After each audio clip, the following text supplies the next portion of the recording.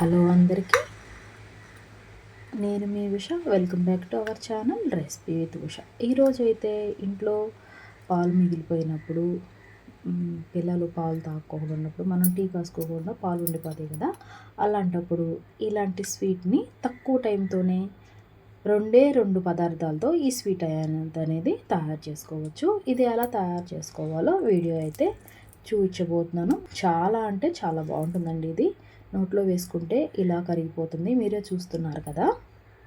ఇంకా ఎందుకు ఆలస్యం, వీడియోలోకి అయితే వెళ్ళిపోతాము.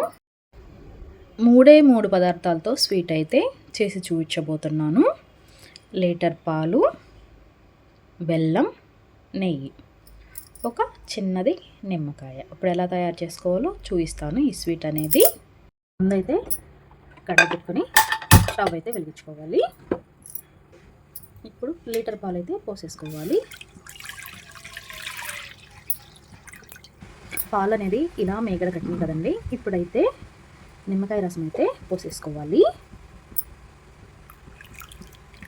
పాలు అనేది లైట్గా విరిగిపోతాయి అన్నమాట. ఇప్పుడైతే ఒకసారి అయితే గరిటతో ఇలా అయితే కలుపుకోవాలి.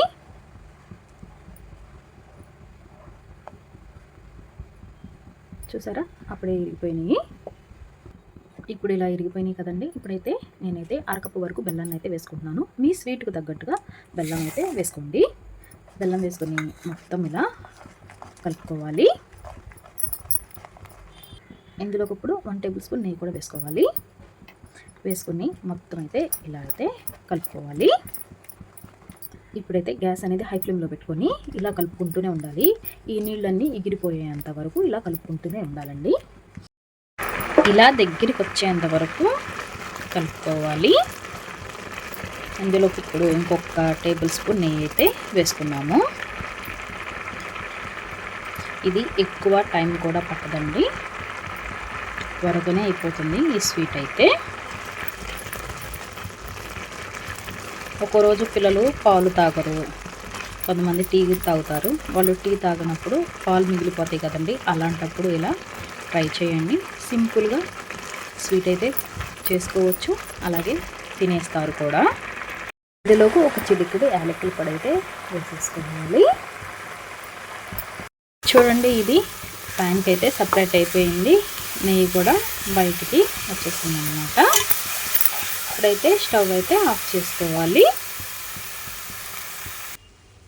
నేనైతే ఇలాంటి చిన్న డబ్బాలో అయితే పోసుకుంటున్నాను.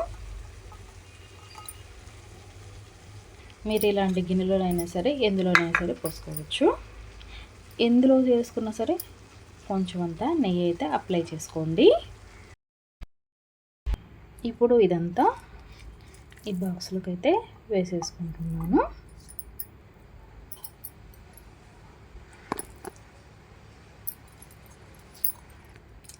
లీటర్ పాలకి ఈ చిన్ని డబ్బాడైతే అయిందండి. ఇది చల్లారేంత వరకు పక్కకైతే పెట్టేసుకోవాలి.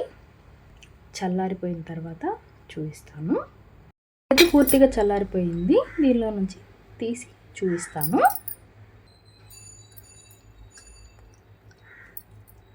ఇక్కడ చూడండి, చాలా అంటే చాలా చక్కగా వచ్చింది.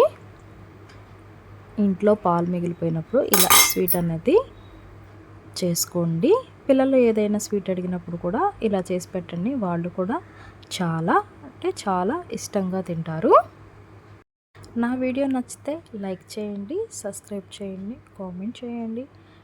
మరిన్ని రెసిపీస్ కోసం నా పేజీని ఫాలో చేయండి. మరొక రెసిపీతో మీ ముందు ఉంటాను. Recipe with Usha.